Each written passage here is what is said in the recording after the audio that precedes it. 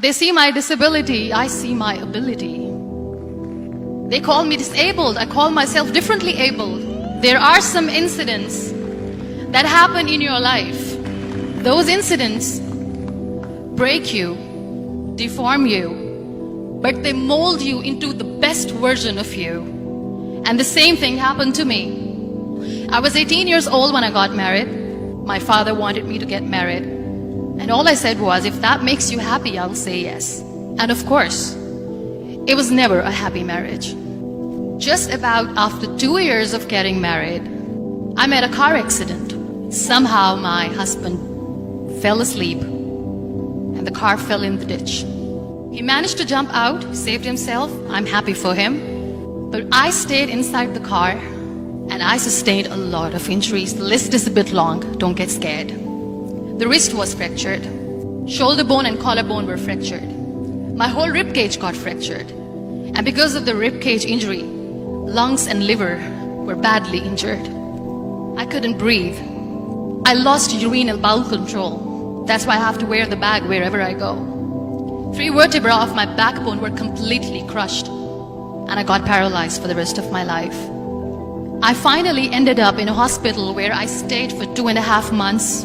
I underwent multiple surgeries. One day, doctor came to me and he said, well, I heard that you wanted to be an artist, but you ended up being a housewife. I have a bad news for you.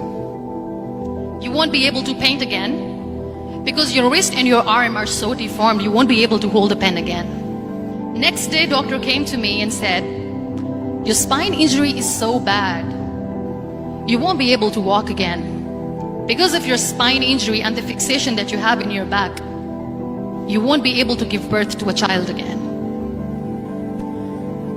That day, I was devastated.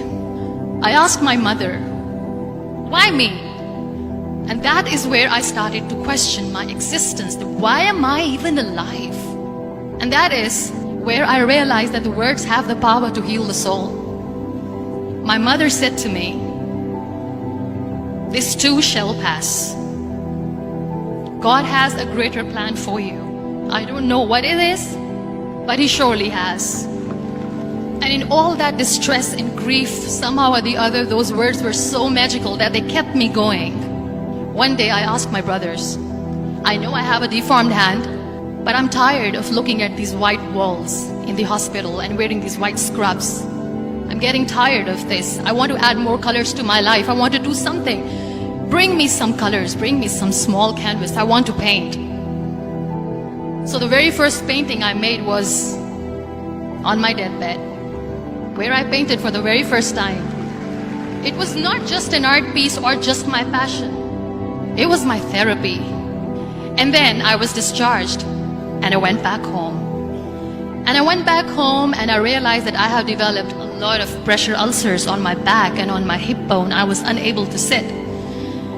There were a lot of infections in my body, a lot of allergies. So doctors wanted me to lie down on the bed straight for not 6 months, for not 1 year, for 2 years.